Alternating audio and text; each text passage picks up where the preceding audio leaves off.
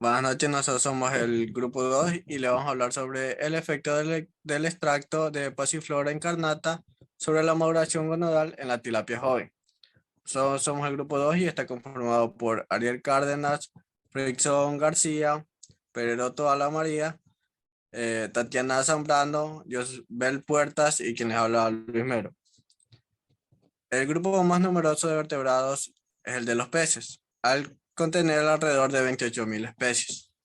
Su gran diversidad biológica también se evidencia en la altura diversidad de los sistemas y estrategias reproductivos encontrados en los organismos capaces de reproducirse de forma asexual o sexual, y estas pueden ser monoicos, dioicos e intersexuales.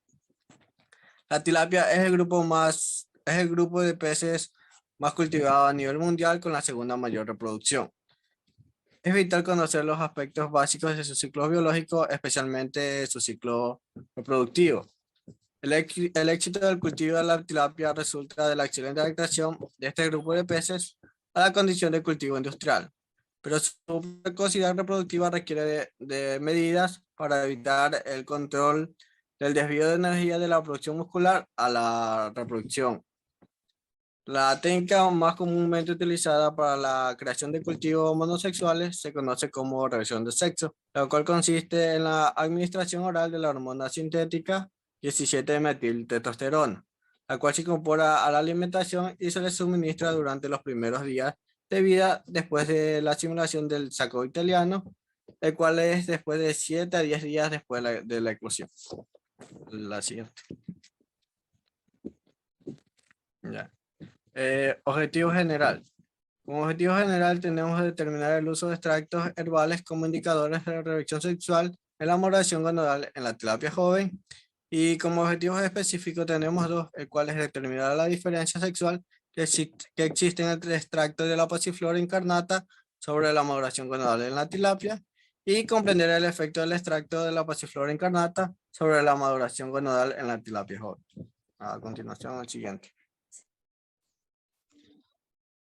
Testículos. Los cambios histológicos que tienen lugar en los testículos de la Orochromis niloticus permitieron clasificarlos en 5 estadios a lo largo del ciclo reproductivo anual, pero con algunas variaciones mensuales en el sistema, similar a lo reportado por Gray y Taylor en 1998.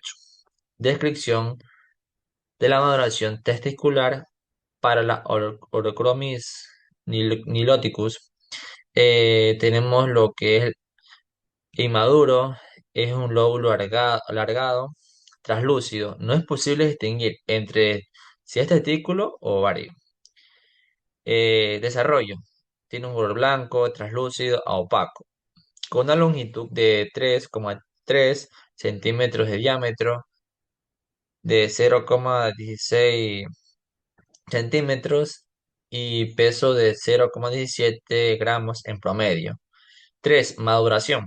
La coloración de blanco a crema, la longitud de 4,6 centímetros con un diámetro de 0,31 centímetros y un peso de 0,61 gramos en promedio.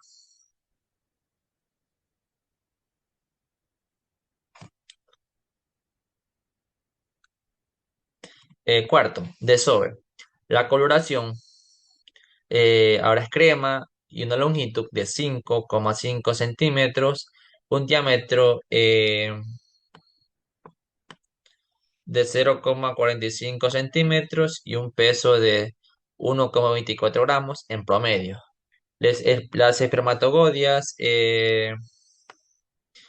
los espermatocitos primarios y secundarios son reducidos a su mínima expresión, relegados a su periferia tis- del testículo. Los espermatozoides ocupan la periferia del lumbar.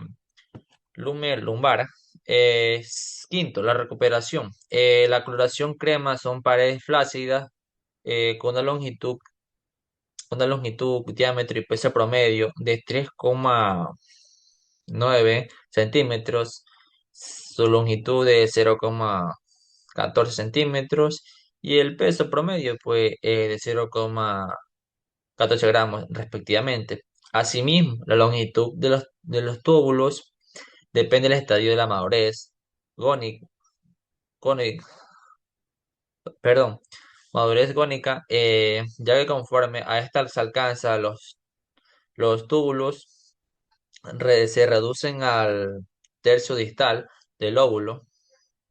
El calibre de los conductos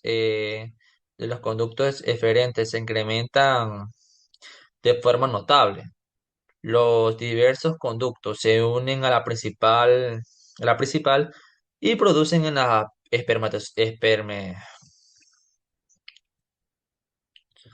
Asimismo, la longitud de los tóbulos depende del estadio de la madurez gónica, ya que conforme a esta se alcanza los túbulos que reducen al tercio distal del óvulo.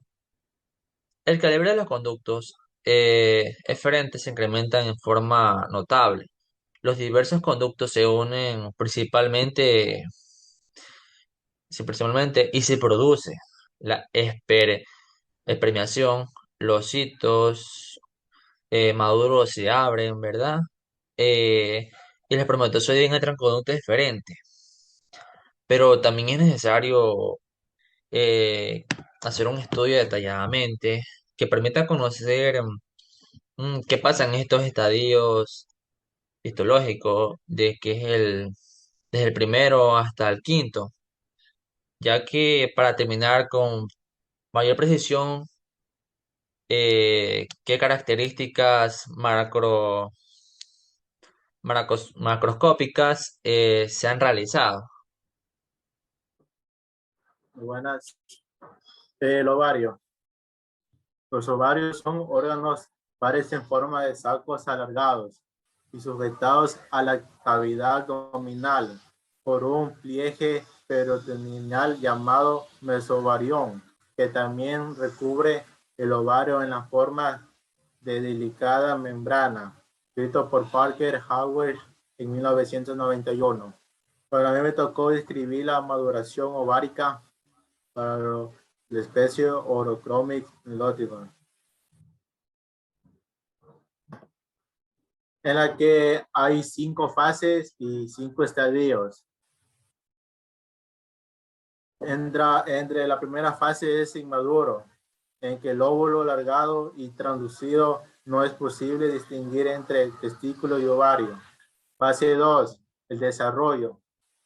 La longitud de 2.1 centímetros, diámetro de 0.27 centímetros y un peso promedio de 0.22 gramos, coloración amarillense. Hay 2 tamaños de folículos, entre 100 a 1000 micras y de 1000 a 2000 micras. Los folículos en previtligénesis, en los cuales se observan las células filiculares poco diferentes a la membrana basal. En la zona pelúcida, el citoplasma, el núcleo promedio y central conteniendo los núcleos y cromosomas. 3. Fase 3, maduración. El promedio de longitud de 2.5 centímetros y el diámetro de 0.53 centímetros y un peso de 1.27 gramos, coloración amarillenta. Se identificaron 3 tamaños, uno de 100 a 1000 micras, de 1000 a 2000 micras y de 2000 a 3000 micras. Se observaron los folículos en previtligénesis. En estos, la mayoría parte del citoplasma del folículo fue de la membrana vitilana. Fase 4, desove. La coloración amarillenta a naranja con una longitud y diámetro y peso promedio de 2.9 centímetros y 0.72 centímetros y 2.38 gramos respectivamente. Y la quinta, la recuperación, una longitud de 2.3 centímetros, un diámetro de 43 centímetros y un peso de 0.7 gramos. En promedio, las paredes flácidas, translúcidas o sanguinolentas dan un tamaño de 100 a 1000 micras y 2000 a 3000 micras, con una mayor presencia en los pequeños y pocos o ausencia de los más grandes. A continuación, nuestra compañera.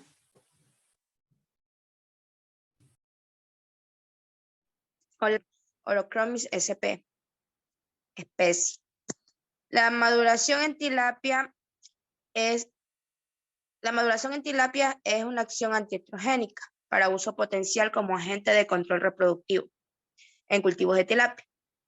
Entre los métodos reproductivos más utilizados están los que usan la inversión sexual, la hibridación interespecífica y la selección manual del sexo. Al respecto, se considera que en los cultivos monosexuales se prefieren a los machos porque alcanzan tamaños más grandes en menor tiempo. Reversión sexual. Es una técnica más utilizada que consiste en la administración oral de la hormona sintética 17 y metiltestosterona, incorporada en el pienso y suministrada durante los periodos de vida, después de la asimilación del saco vitelino, ya que en este periodo las gónadas son estimuladas para convertirse en el testículo tanto en machos como en hembras de gonotipo, debido a la acción masculinizante de la hormona aplicada entre ellos, dado que tenemos la determinación y diferenciación sexual. Para determinar la determinación sexual de dichos organismos, los procesos morfofisiológicos que desarrollan el primordio gonadal totipotente en los peces y que plantea uno de los problemas más interesantes de los vertebrados, ya que no basta la dotación genómica para lograr la definición fenotípica, lo cual se evidencia que en el sexo cromosómico no siempre corresponde con el sexo fenotípico, según Joy y Cauve en 2015. Se considera el modelo de determinación sexual fenotípica como en un sistema ancestral monofilético, determinado por cromosomas sexuales sinapomórficos, poligénicos, asociados a genes autosómicos y determinación sexual ambiental. Dado que a periodos sensibles de modificación sexual por factores sociales lumínicos, el pH o de temperatura, la diferenciación sexual es un proceso muy flexible, dado que se involucran numerosos eventos fisiológicos que culminan con la morfogénesis de un ovario de un testículo, a partir de una gónada indiferenciada, según Hewley en 2014. Esto se inicia con una capa delgada del tejido conjuntivo, dado que en el blastodisco sobre el vitelo y que durante la gastrulación forma las crestas germinales, a las cuales llegan las células germinales procedentes del plasma polar en los surcos de segmentación según Labet en 2017. Gracias. Yo les voy a hablar sobre el tratamiento de reversión sexual, de reversión del sexo.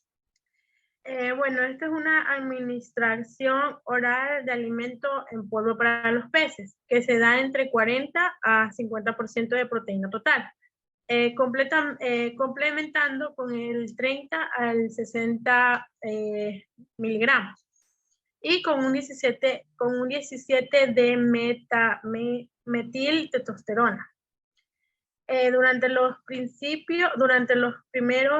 Durante los primeros días que es entre 25 a 60 días de la vida. Entre ellos tenemos los que son las crestas genitales, que esto viene siendo lo que ocurre dentro del mesodermo y del tetratópodos. Tenemos lo que son las inmigraciones de las células genitales, que esto hace referencia a básicamente a las paredes de tubos digestivos para alcanzar la cresta gonadal. Tenemos la epigénesis de determinación sexual, que estos generalmente son los homofológicos, que entre ellos se encuentran los genes asociados contra los cromosomas sexuales.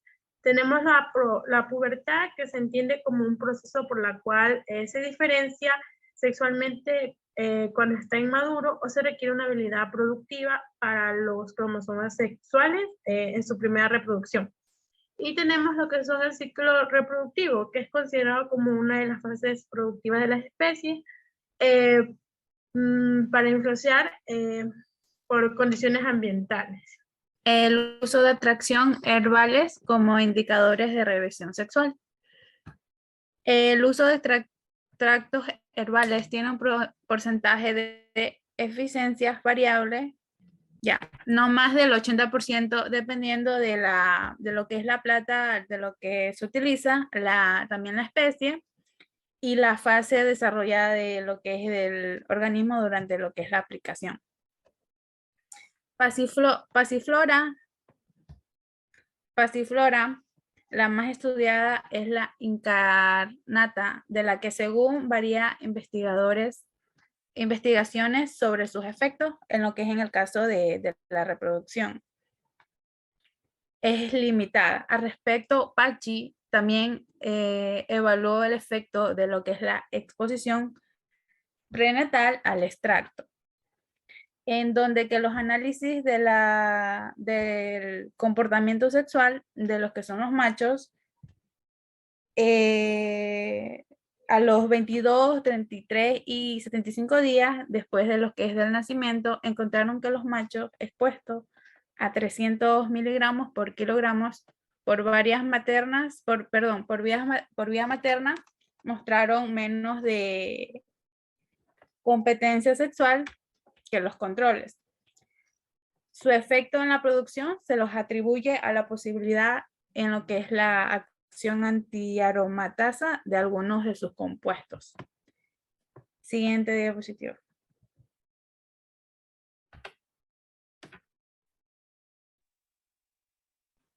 Ya, en conclusión, bueno, podemos concluir básicamente que en el efecto de la maduración gonadal de la tilapia, tanto como en los machos y en la hembra, hubo un porcentaje que alcanzaron su estadio en la maduración gonadal respecto con el control a respuesta total.